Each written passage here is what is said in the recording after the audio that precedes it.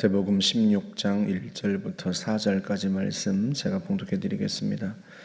바리새인과 사두개인들이 와서 예수를 시험하여 하늘로부터 오는 표적 보이기를 청하니 예수께서 대답하여 이르시되 너희가 저녁에 하늘이 붉으면 날이 좋겠다 하고 아침에 하늘이 붉고 흐리면 오늘은 날이 굳겠다 하나니 너희가 날씨는 분별할 줄 알면서 시대의 표적은 분별할 수 없느냐. 악하고 음란한 세대가 표적을 구하나 요나의 표적밖에는 보여줄 표적이 없느니라 하시고 그들을 떠나가시니라. 아멘. 바리새인과 사두개인들이 예수님께 와서 예수님을 시험하여 말하였다 하고 성경에 말하죠. 하늘로부터 오는 표적을 보여주십시오. 그러니까 당신이 하늘로부터 왔다는, 하나님이 보내셨다는 표적을 보여달라. 당신이 메시아인 증거를 대라. 이런 뜻입니다. 예수님께서 이들을 꾸짖으시는데요. 악하고 음란한 세대가 표적을 구한다. 너희가 날씨는 분별하면서도 시대의 표적을 볼 수 없느냐. 저녁에 날이 붉으면 날이 좋겠다 하고 아침에 날이 붉고 흐리면 날이 굳겠다 하면서 날씨는 분별하고 그 날씨에 맞게 옷을 준비해서 나가면서 그건 할 줄 알면서 시대를 분별할 줄 모르느냐 하고 책망하세요. 이 바리새인과 사두개인들이요, 마태복음 12장에서도 예수님께 똑같은 질문을 했습니다. 당신이 하늘로부터 오셨다는 표적을 보여주십시오. 그때도 예수님이 똑같이 말씀하셨어요. 이미 시대의 표적은 분명합니다. 왜냐하면 세례 요한이 와서 이들에게 충분히 이야기했어요. 그들이 혹시 세례 요한이 메시아가 아닌가 하고 질문하기도 했단 말이죠. 그만큼 세례 요한이 와서 회개의 세례를 베풀었고요. 많은 사람들이 그에게 와서 들었습니다. 그가 뭐라고 얘기했어요? 나는 광야에서 외치는 자의 소리다. 이사야가 말한 것처럼. 나는 주님의 오실 길을 예비하러 온 사람이다. 그분의 길을 준비하러 온 사람이다. 나보다 큰 이가 내 뒤에 계신다. 하고 그들에게 충분히 이야기했습니다. 그게 첫 번째 시대의 표적이에요. 예수님께서 요한의 제자들이 예수님을 찾아왔을 때 그렇게 이야기하시죠. 가서 요한에게 이야기하여라. 요한이 옥에 갇혔을 때인데요. 맹인이 보고 못 걷는 사람이 걸으며 나병 환자가 깨끗함을 얻으며 못 듣는 자가 들으며 죽은 자가 살아나며 가난한 자에게 복음이 전파된다 하여라. 이게 무슨 말이냐면요. 이사야 선지자가 메시아가 오셨을 때 이런 일들이 일어날 것이다 하고 예언했던 그 내용들입니다. 그런데 예수님이 오셔서 실제로 그런 일들이 일어나고 있죠. 예수님께서 맹인을 보게 하시고요. 못 걷는 사람을 걷게 하시고 심지어 죽은 자를 일으키십니다. 그 일들이 예수님에 의해서 일어났어요. 세례 요한이 분명하게 이야기했고 수많은 사람이 그 세례 요한이 하는 것을 들었고 심지어 세례 요한이 메시아인가 할 정도였으니까요. 게다가 그 세례 요한이 예수님을 가리켜서 보라 세상 죄를 지고 가는 하나님의 어린 양이로다 분명히 증거했습니다. 세례 요한이 증거한 것처럼 예수님께서 수많은 기적들을 일으키셨어요. 심지어 죽은 자도 일으키셨습니다. 그렇게 충분히 시대의 표적을 보여주셨어요. 예수님께서 제자들에게 말씀하시죠. 오리라 한 엘리야가 바로 이 사람이다. 세례 요한을 가리켜서 말씀하셨어요. 말라기 구약의 마지막 선지자인 말라기 선지자가 말라기서 4장 5절에서 그렇게 이야기하거든요. 보라 크고 두려운 날이 이르기 전에 내가 엘리야를 보내겠다. 하나님께서 하신 말씀이에요. 그런데 그 엘리야가 이미 왔다는 거예요. 그게 누구예요? 세례 요한. 그러니 주님이 말씀하신, 하나님이 말씀하신 메시아의 시대가 도래한 거죠. 이미 그렇게 시대의 표적을 충분히 보여주었는데 그런데도 불구하고 너희가 하늘로부터 오는 표적을 구하느냐? 그들이 왜 표적을 구해요? 악하고 음란한 세대라서. 예수 그리스도를 믿고자 하는 게 아니고요.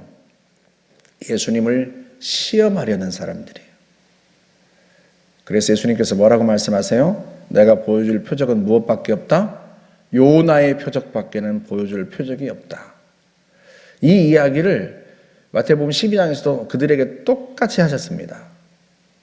요나가 밤낮 사흘 동안 물고기 뱃속에 있었던 것처럼 인자도 밤낮 사흘 동안 땅 속에 있으리라.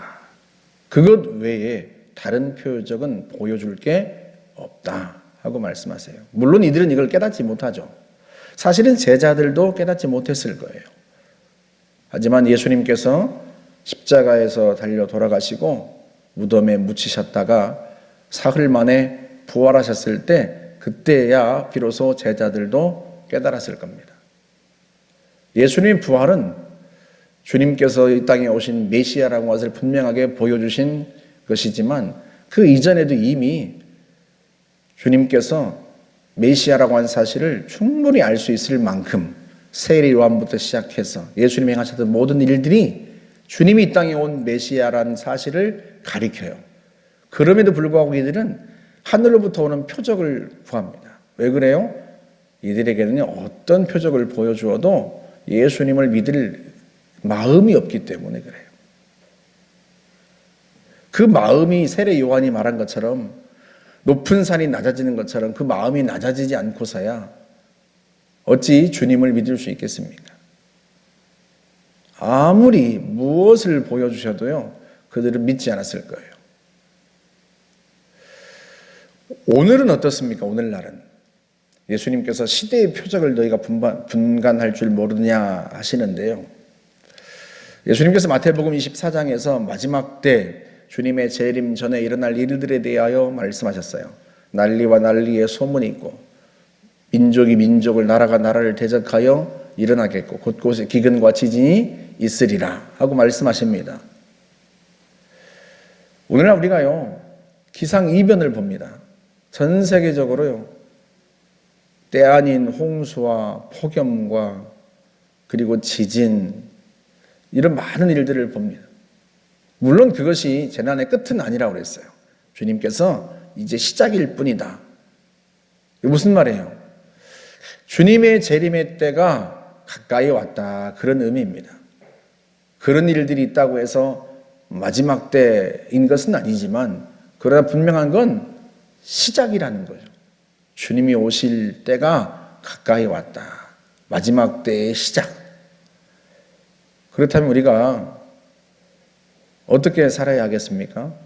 주님의 재림을 준비하면서 살아야죠.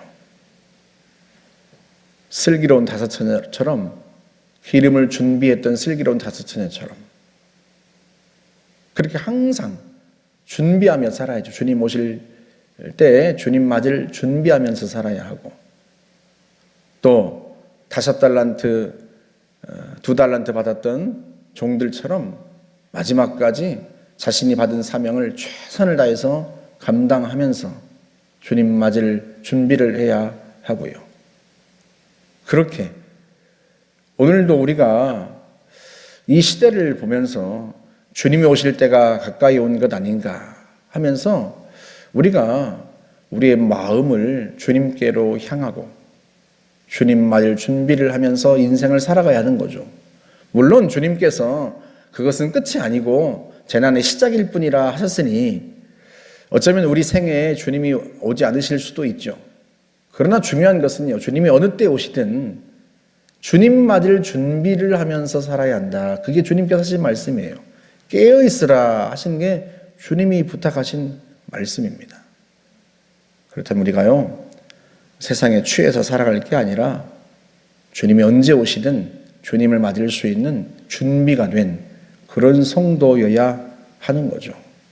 늘 깨어 기도하고 주의 말씀을 묵상하며 주님이 맡겨주신 사명을 최선을 다해서 감당하고 우리 자신을 세상으로부터 우리 자신을 성결하게 하고 그렇게 준비된 신부처럼 살아야 하는 거죠.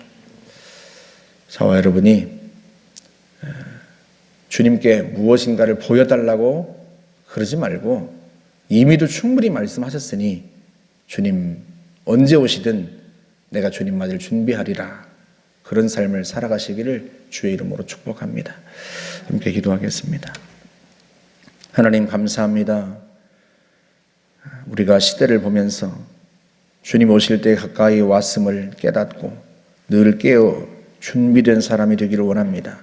어느 때 주님이 오시든 기꺼이 주님을 맞을 수 있는 주의 백성들이 되게 하옵소서. 감사드리며 예수님의 이름으로 기도하옵나이다. 아멘.